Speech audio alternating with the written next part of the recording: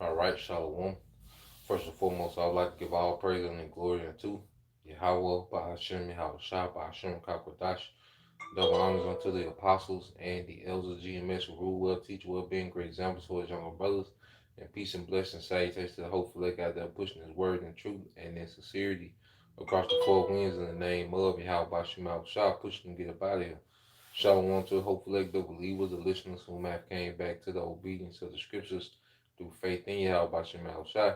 And what I want to get into, all right, this morning, dealing with, all right, how our Redeemer, shall stand at the latter end, okay, which is Yahweh Shai. And as a precept, it's a lesson inspired, by a precept in the book of Job, chapter 19, verse 25. Okay, it was sent, by the brother Uriah out of the GMS Long Beach, camp. And as I was reading it yesterday, the Spirit was giving me other precepts, man, because at the end of the day, the Bible is all about the build up to the final coming of Yahushua. Okay, because when he returns to the earth, all right, this time, all right, he's going to conquer the earth in righteousness, and it's going to be an eternal kingdom of Israel set up. And this is what we have to understand what we're fighting for, man. Everything is on the line. That's why this society should have no sway on us, man. Okay? The lust of this world, the things of this world, like everything should be played out to us by now, man. Brothers especially have been around, for a while. Even you sisters, man, you should want a whole nother level of glory, man. This ain't it. Okay? So we come into a time where Yahweh Shai is finna make his grand appearance in the earth as the world's new king, as the earth's new king. Okay, in righteousness, man. Okay? And establish the throne of David. All right? And we pray that we are of the house of David, man. And that we're covered, by his blood, which is mercy. All right? In the time of wrath. Okay? So let's go here. Let's go to the book of Job, chapter 19, verse 25. It says, "For I know that my Redeemer liveth, and that he shall stand at the latter day upon the earth." Okay? And who's the Redeemer? Yahweh Shai. Okay? And he's come to redeem us out of these circumstances that we're in. Okay? You go into the word redeem, redeemer. You see? He's coming to play the role of the redeemer kinsman. You see? When you go into it in the Hebrew, it's Gaal. Okay? It says to redeem, to act as kinsman redeemer, to avenge, to revenge, to ransom, to do the part of a kinsman. Okay? And you have to understand that in our culture, that let's say your brother fell on hard times and he had to put himself in servitude to another Israelite, you know, to try to establish himself again, you know, he will make a pledge, and that pledge will be, let's say, for 7 years. Okay? Now, let's say he does 4 years and his brother, you know, comes up on some money, on some wealth. Well, he can go to whoever his brother master is and buy off his other 3 years and redeem his brother from their servitude. Okay? He can go to whoever his brother is serving, and he could give him, okay, a sum, okay, and he will be freed from their servitude. He will be redeemed. His brother can do that act, all right, of the redeemer kinsman, okay, and release him from their servitude. All right. Well, Yahweh Shah is going to do that for us, except it's going to be through war. Okay. You see, we're redeemed by the blood. The blood purchased us. So now he's coming back to get his purchase, man. Okay, and he's going to redeem us through war. He's going to ransom us through war. Let's see if we can get let's see the word ransom.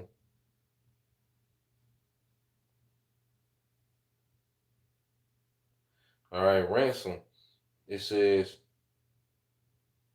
a sum of money or other payment demanded demanded or paid for the release, okay, of a prisoner. You see? But Yahweh Shai, all right, he's not going to pay Esau a sum of money. He's going to come wage war against Esau, and that's going to be our ransom. Okay? It says to obtain the release of a prisoner by making a payment. Okay? And he's going to do it through war. So our Redeemer is going to, when we read again, Job 19:25 said, "For I know that my Redeemer liveth, and that he shall stand at the latter day upon the earth." Yahweh Shai is going to be here in the earth, in the flesh. Okay?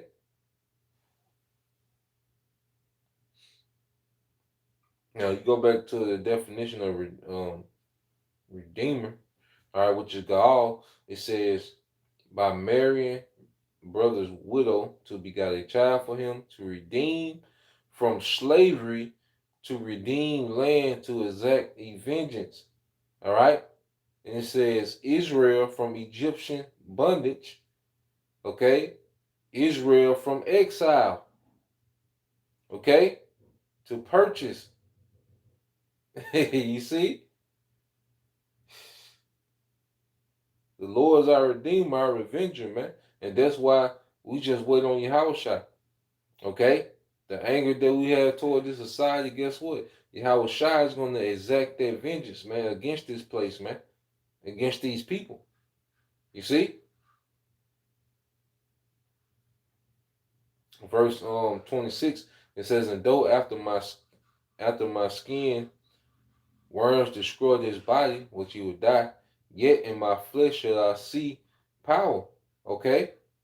You see? So Job know that he was going to die in his lifetime, but he will be back to see, all right, the Redeemer, Yahweh. Okay? It said, verse 27, "Whom I shall see for myself, and my eyes shall behold, and not another, though my reins be consumed within me." Okay? And Job is back to see that, man. Job is in the earth prophesying, man. Okay? Because he was prophesying then. The spirit of the prophet is subject to the prophet, man. But everything was all about the build up to the coming of Yahweh Shai. Okay? That's why even when you read in the book of Jude, you know, what was Enoch, you know, speaking on? Okay, the seventh, what scripture call him the seventh from Adam.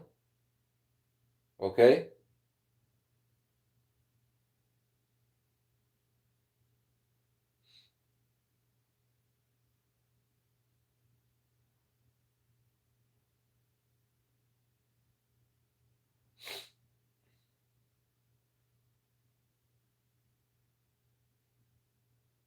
This is Jude 1 and 14. It says, "And Enoch also, the seventh from Adam, prophesied of these, saying, Behold, the Lord cometh with 10,000 of his saints." Okay?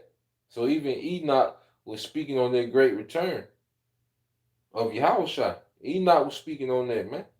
The seventh from Adam. Everything was all about the build up to this final coming. His first coming was prophesied, in the scriptures. How he come lowly on the ass, okay? How he will be the governor, of Israel. How he, was bruised for our iniquities. His first coming was prophesied. Out of Egypt shall I call my son.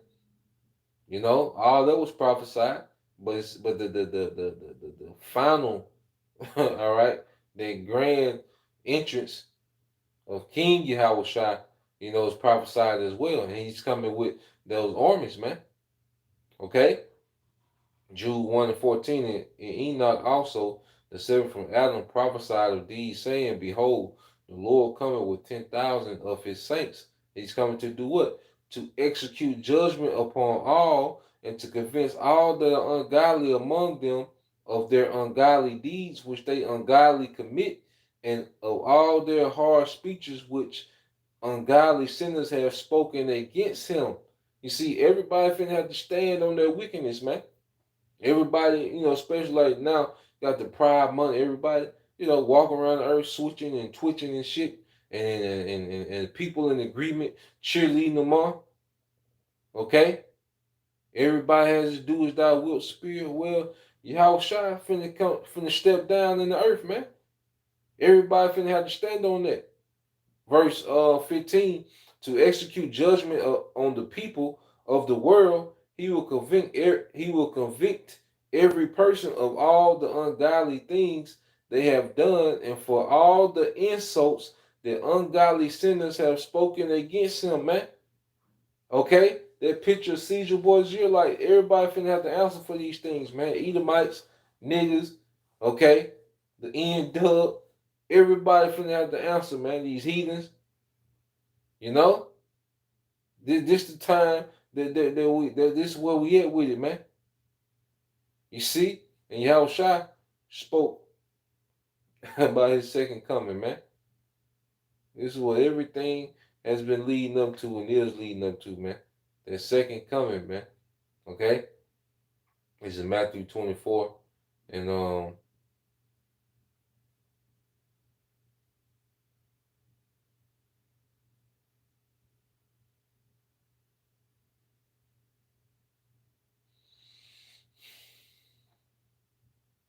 Matthew 24 and 29 says, immediately after the tribulation of those days shall the sun be darkened, and the moon shall not give her light, and the stars shall fall from heaven, and the power of the heaven shall be shaken, man.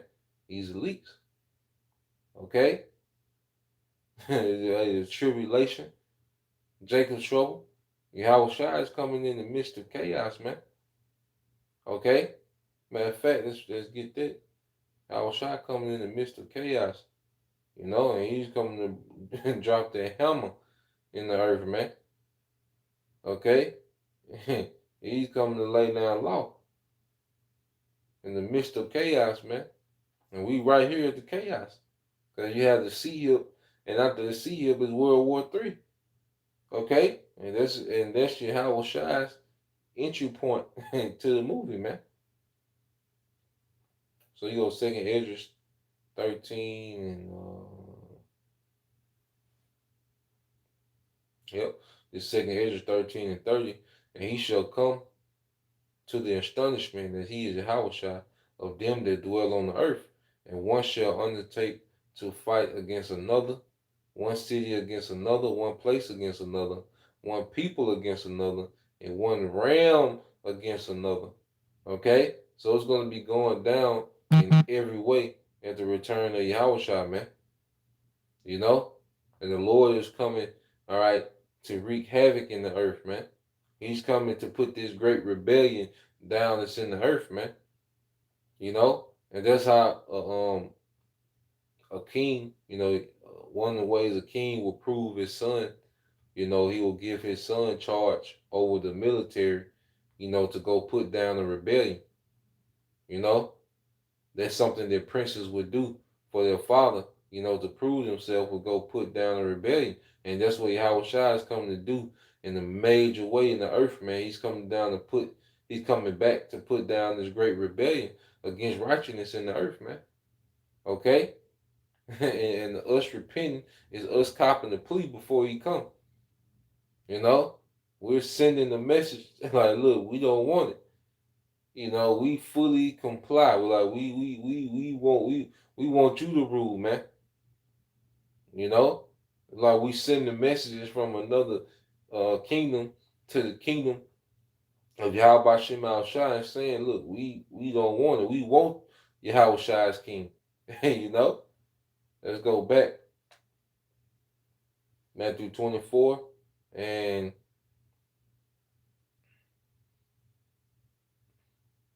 30. It says, and then shall appear the sign of the Son of Man in heaven, and then shall all the tribes of the earth mourn, and they shall see the Son of Man coming in the clouds of heaven with power and great glory. And he shall send his angels with a great sound of a trumpet, and they shall gather together his elect from the four winds, from one end of the heaven unto the earth. Okay? So those clouds are speaking of the chariots, man. All right? That's how he's coming back. The same way that he left, as the angel told, you know, the disciples, which later became apostles. Okay, look, the same way you see this Yahweh shall leave is the same way that he's coming back, man. So he's coming back for war. He came to be a sacrifice, man. He came as a lamb. Okay, now he's coming back as that conquering lion of Judah. Okay, in those chariots, man, with great power. You see, it always was about this final coming of Yahweh, man. You know? Let's go to Isaiah 63 and 1. Because you go into these different prophecies, it gives a different description. It gives a different detail, okay, of that second coming. Isaiah 63 and 1 said, who is that coming from Edom with die going from Bosras? This day is glorious in his apparel, traveling in the greatness of his strength. I that speak in righteousness, mighty to save. Okay? The greatness of his strength, man. Yahweh Shai, no chariots. What Jews say he seen 10,000s of thousands. Okay? That's the greatness of his strength, man. You see? Then he said he's coming from where? Edom. Basra, man. Let you know he's coming back and he's going directly at these Edomites, man. He's going directly at the militaries of Edom, man. And you have these other nations join with Edom, okay? But he's gonna let Edom feel it. Edom is gonna get the brunt of the wrath of Yahweh when he returns, man. You see? Let's go here. All right, this is Isaiah 19 and 11. It says, and I saw heaven open, and behold, a white horse. All right, and that's the earth. I mean what they call the heavens, the sky. Okay, the portal gonna open up. You see, because Yahweh Shai is coming from another realm. Okay, he's coming from the third heavens, man. What they call the fourth dimension, the spiritual realm. Okay, and it says, and behold, a white horse is that chariot. Okay, that massive chariot. It says, and he that sat upon him was called faithful and true, and in righteousness he doth judge and make war. His eyes were as a flame of fire, and on his head were many crowns, all right, because he's coming to conquer the earth's kingdoms. And he had no name, and he had a name written that no man knew but he himself. Okay? And they were speaking of his body, and we're his body. He himself is speaking of the body of believers, man. Okay, that really know their name, not just know how to verbally, say the name, but reverence their rank that comes with that name, man. Okay, honor their rank that comes with their name. You see? And it says, and he was clothed with a vesture dipped in blood, and his name is called the Word of the Most High, and out of his mouth goes a sharp sword, that with it he should smite the nations, and shall rule them with a rod of iron, and he treaded the